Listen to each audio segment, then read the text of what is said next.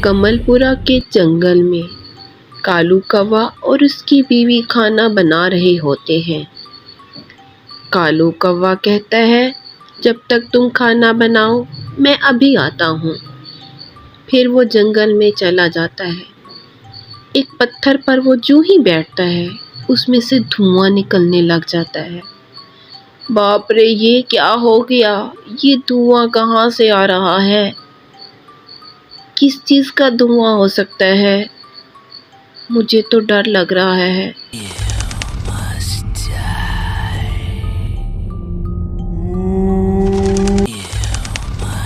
پھر کالو کوے کو سامنے سے ایک راکشس کوا دکھائی دیتا ہے۔ وہ اس کو کہہ رہا ہوتا ہے، میں تمہیں مار دوں گا۔ وہ ڈر کے اپنی بیوی کے پاس آتا ہے۔ اس کی بیوی کہتی ہے، یہ تمہارا وہم ہے، کچھ بھی نہیں ہے۔ پھر وہ جنگل میں دوبارہ چلا جاتا ہے کہ دیکھ سکے اس کا وہم ہے یا حقیقت۔ وہ دیکھتا ہے، اس کو کچھ نظر نہیں آ رہا ہوتا۔ شاید میرا وہم ہو، نظر تو کچھ نہیں آ رہا۔ لیکن اس بار راکشس خاموشی سے آتا ہے اور پیچھے سے حملہ کرتا ہے۔ جو ہی اس پر حملہ کرتا ہے تو ایک چیل آ جاتا ہے۔ کوا حملے کی وجہ سے بے ہوش ہو جاتا ہے۔ مجھے لگتا ہے یہ اسی پتھر پر بیٹھے ہوں گے جس پتھر پر راکشس رہتا ہے۔ مجھے ان کو بتانا چاہیے۔ وہ اس کی بیوی کے پاس جاتا ہے، اس کو بتاتا ہے کہ راکشس نے تمہارے شوہر پر حملہ کیا ہے اور وہ بے ہوش ہو گیا ہے۔ میں اس کے پاس جا رہا ہوں، تم بھی وہیں پر آ جاؤ۔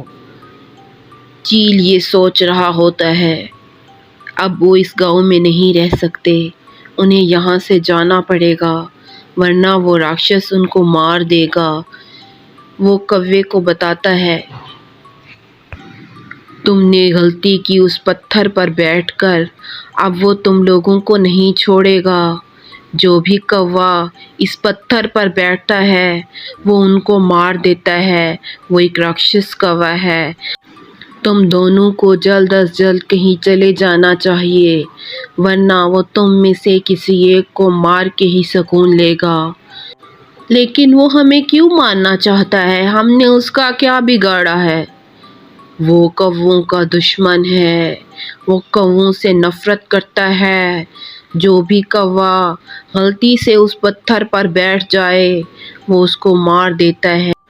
چیل کے جاتے ہی کوا اپنی بیوی سے کہتا ہے، میں نے غلطی کی اس پتھر پر بیٹھ کر، اب وہ ہمیں نہیں چھوڑے گا، اس لیے ہمیں اس جنگل کو چھوڑ کے کہیں اور جانا پڑے گا۔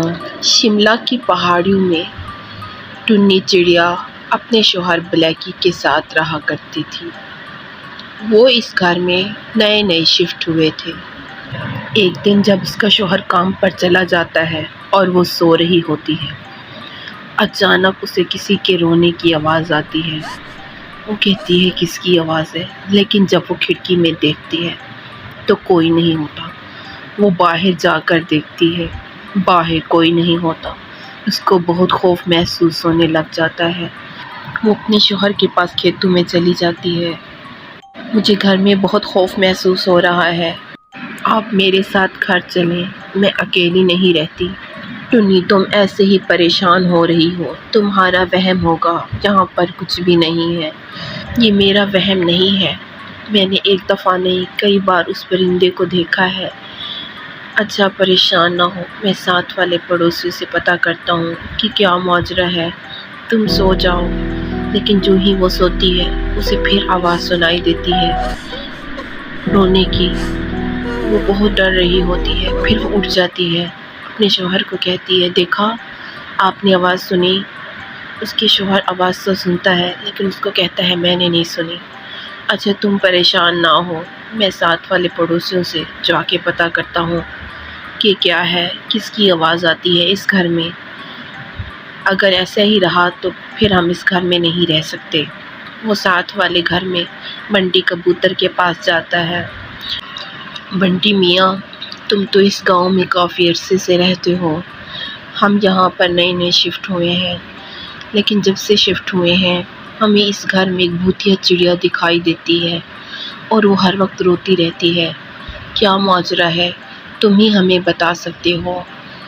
ہاں، اس گھر میں تو ایک بھوتیا چڑیا رہتی ہے۔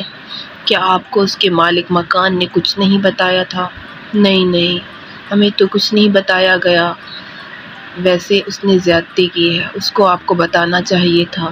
اس گھر میں کوئی بھی نہیں رہتا، جو بھی آتا ہے چند دن رہتا ہے پھر چھوڑ کے چلا جاتا ہے، کیونکہ اس گھر میں ایک لڑکی کی موت ہوئی تھی۔ وہ معصوم لڑکی تھی، اسے بے دردی سے مارا گیا تھا۔ اس دن سے لے کر آج تک جو بھی اس گھر میں آتا ہے وہ 2 یا 3 دن سے زیادہ ٹک نہیں پاتا، کیونکہ اس کی روح ہر طرف بھٹکتی رہتی ہے۔ تم اس گھر میں شفٹ ہونے سے پہلے کم از کم مجھ سے تو پوچھ لیتے۔ بنٹی میاں، مجھے کیا پتا تھا کہ یہ بھوتیا گھر ہے؟ اگر مجھے پتا ہوتا تو میں اس گھر میں شفٹ ہی نہ ہوتا، لیکن اب ہم اس گھر میں نہیں رہ سکتے، ہم دوسرے گاؤں میں چلے جائیں گے۔ ہم اس گاؤں میں بھی نہیں رہتے کیونکہ میری بیوی بہت خوف میں رہتی ہے اور میں پریشان ہوتا ہوں، وہ اکیلی رہتی ہے۔ تمہارا بہت بہت شکریہ۔ وہ اپنے گھر آ جاتا ہے، ٹونی کو کہتا ہے، ٹونی اب ہم اس گھر میں نہیں رہیں گے، تم صحیح کہتی تھی، واقعی یہ ایک بھوتیا گھر ہے۔ ہم صبح ہی دوسرے گاؤں میں شفٹ ہو جاتے ہیں۔ اگلے دن صبح ہوتے ہی وہ دوسرے گاؤں میں شفٹ ہو جاتے ہیں۔ ٹونی، اب تمہیں پریشان ہونے کی کوئی ضرورت نہیں ہے، اس گھر میں کوئی بھوت نہیں ہے۔ دیکھو میں تمہارے لیے کیا لایا ہوں۔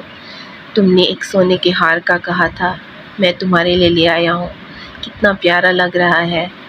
ہاں، یہ بہت پیارا ہے، مجھے بھی بہت پیارا لگ رہا ہے۔ پھر ٹونی باہر چلی جاتی ہے، باہر دیکھتی ہے، واقعی یہ گاؤں بہت پیارا ہوتا ہے، یہاں پر بہت سکون ہوتا ہے۔ پھر اس کی ملاقات جامنی چڑیا سے ہو جاتی ہے، وہ پڑوس میں رہتی ہے۔ لگتا ہے تم اس گاؤں میں نئی شفٹ ہوئے ہو۔ ہاں بہن، ہم آج ہی شفٹ ہوئے ہیں۔ کیا تم میری دوست بنو گی؟ میں اکیلی رہتی ہوں گھر میں، مجھے بہت خوف محسوس ہوتا ہے۔ کیوں نہیں، ضرور۔ آج سے تم مجھے اپنی دوست یا اپنی بہن ہی سمجھو۔ ویسے تمہارا گھر کہاں ہے؟ میرا گھر یہ سامنے ہی ہے، تمہارے بغل والے گھر میں میں رہتی ہوں۔ اچھا، کسی چیز کی ضرورت ہو تو میرے گھر آ جانا، تم اپنا گھر ہی سمجھنا۔ اب تمہیں پریشان ہونے کی کوئی ضرورت نہیں ہے۔ تمہارے شوہر میرے شوہر کو کہہ کر گئے تھے کہ میری بیوی اکیلی رہتی ہے، اس کا خیال رکھنا۔